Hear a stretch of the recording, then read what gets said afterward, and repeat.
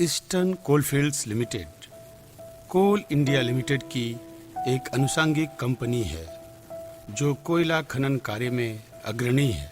Amritnagar colliery का संक्षिप्त परिचय। अमृतनगर कोलियरी ईसीएल के कुनुस्तोरिया क्षेत्र में स्थित है। यहाँ R6 बोगरा सीम से कोयला का खनन कार्य किया जा रहा है।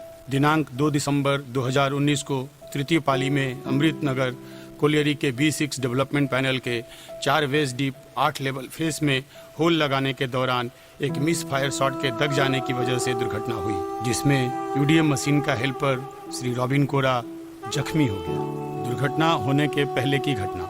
दुर्घटना वाले दिन दिनांक 2 दिसंबर 2019 को तृतीय पाली 1 बजे से 9 बजे में पाली प्रभारी सी ऐश्वर्यो राय के द्वारा 2 डेवलपमेंट पैनल क्रमशः 27 डीप डेवलपमेंट एवं B6 डेवलपमेंट पैनल को चलाने का निर्णय लिया गया। तदनुसार पाली प्रभारी ने मैन पावर का बंटवारा किया। शिफ्ट इंचार्ज ने ओवरमैन श्री घनश्याम नायक एवं माइनिंग सरदार श्री एस कर्मकार को B6 पैनल में ड्यूटी पर लगाया। श्री एस कर्मकार को यह निर्देश दिया गया कि वे B6 पैनल में शॉर्ट फायरिंग का कार्य करेंगे। इस कार्य हेतु उनको फेस में ड्रिलिंग करने के लिए 3 कामगार एवं 3 एक्सप्लोजिव कैरियर दिया गया। 4 वेस्ट डीप 8 लेवल फेस की एसडीएल द्वारा सफाई होने के बाद माइनिंग सरदार श्री एस कर्मकार ने श्री बालकेश कहार यूडीएम ऑपरेटर एवं श्री भोला पासी तथा श्री रॉबिन कोरा यूडीएम हेल्पर को लेकर उस फेस में होल लगाने के लिए ले गए। उस फेस में पहुंचकर माइनिंग सरदार ने चेक किया कि वहां कोई मिस फायर नहीं है।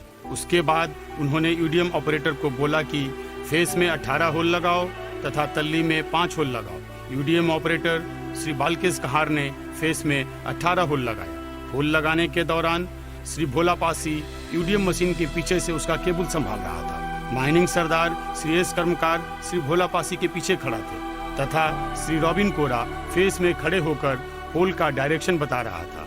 फेस में 18 होल लगाने के बाद तल्ली में भी 4 होल लगा। तल्ली में जब 5वां होल लगाया जा रहा था, ठीक उसी समय यूडीएम मशीन का ड्रिल रॉड एक मिस फायर से टकराया और उसमें स्थित बारूद फट गया।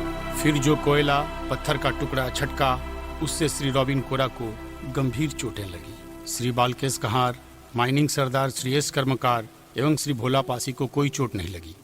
जिस समय घटना हुई उस समय सुबह के 6:30 बज रहे थे। उसके बाद श्री बालकेश कहार, माइनिंग सरदार श्री एस कर्मकार एवं श्री भोला पासी मिलकर श्री रॉबिन कोरा को फ्रेश एयर में लाए और पुनः स्ट्रेचर पर लिटाकर उसे अन्य कामगारों की मदद से सरफेस पर लाए। फिर एम्बुलेंस के द्वारा श्री रॉबिन कोरा को सेंट्रल हॉस्पिटल कल्ला ले जाया गया। वहां प्राथमिक उपचार के बाद उसे दुर्गापुर हेल्थ वर्ल्ड हॉस्पिटल में भेज दिया गया। दुर्घटना होने का मुख्य कारण शॉर्ट फायरिंग रिपोर्ट को चेक करने पर पता चला कि दिनांक 2 दिसंबर 2019 को सेकेंड शिफ्ट में 4 वेस्ट डीप 8 लेवल फेस में 20 होल की दगानी की गई थी। 2 दिसंबर 2019 के प्रथम पाली में उस फेस में कोई दगान नहीं हुआ था तथा रात्रि पाली में दगान के लिए होल लगाते समय मिस फायर के फूटने से दुर्घटना हो गई। इस बात से यह सत्यापित हो गया कि 4 वेस्ट डीप 8 लेवल फेस में जिस मिस फायर के ड्रिलिंग के समय विस्फोट होने से दुर्घटना हुई वह दिनांक 2 दिसंबर 2019 के सेकेंड शिफ्ट का था। दूसरा, 2 दिसंबर 2019 के सेकेंड शिफ्ट के शॉर्ट फायरर ने अपने बयान में यह स्वीकार किया कि 4 वेस्ट डीप 8 लेवल फेस में 20 होल की चार्जिंग के बाद तथा दगान से पहले उसने ब्लास्टिंग सर्किट का कंटिन्यूटी या रेजिस्टेंस चेक नहीं किया था, जबकि जो एक्सप्लोडर उपयोग हेतु वह ले गया था उसमें ब्लास्टिंग सर्किट को जाँच करने की व्यवस्था थी। तीसरा, 2 दिसंबर 2019 को रात्रि पाली के शॉर्ट फायरर द्वारा 4 वेस्ट डीप 8 लेवल फेस में होल लगाना शुरू कराने से पहले उसका ठीक प्रकार यदि आवश्यकता थी तो फेस की सफाई कराकर जांच नहीं किया गया। चौथा, 4 वेस्ट डीप 8 लेवल फेस में होल लगाने के दौरान श्री रॉबिन कोरा फेस में खड़े होकर होल का डायरेक्शन बता रहे थे, जबकि माइनिंग सरदार श्री एस कर्मकार उसी जगह मौजूद थे। यह प्रथा भी गलत थी क्योंकि होल लगाना शुरू होने से पूर्व ही माइनिंग सरदार श्री एस कर्मकार को होल का डायरेक्शन यदि आवश्यकता थी तो पहले ही बता देना चाहिए।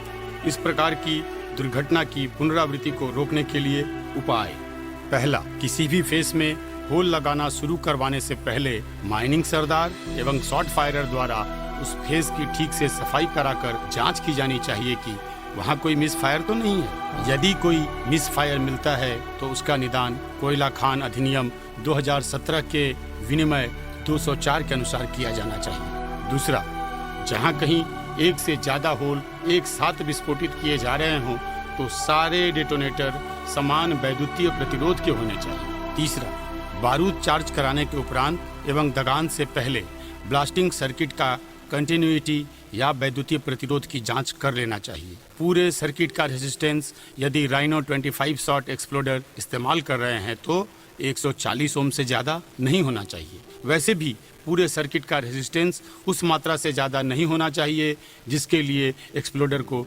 डिज़ाइन किया गया है। चौथा, एक्सप्लोडर को इशू करते समय यह सुनिश्चित किया जाना चाहिए कि वह त्रुटिपूर्ण नहीं है। प्रत्येक एक्सप्लोडर को कम से कम 3 महीने में एक बार भली भांति किसी सक्षम व्यक्ति के द्वारा जांचा जाना चाहिए। साथ ही इस जांच से संबंधित किसी रजिस्टर में रिकॉर्ड भी रखना चाहिए। पांचवां, प्रत्येक खदान में एक्सप्लोडर के इशू और रिटर्न का रिकॉर्ड रखना चाहिए। छठा, तत्काल नियुक्त माइनिंग सरदार को प्रारंभ में कुछ दिन तक खदान के किसी अनुभवी माइनिंग सरदार या ओवरमैन के साथ दिया जाना चाहिए ताकि वो कार्य कराने की सही विधि को जाने तथा कार्य से संबंधित खतरों को भी पहचानना सीखे। याद रखें, सुरक्षा जीवन का अर्थ है और सुरक्षा के बिना जीवन व्यर्थ है।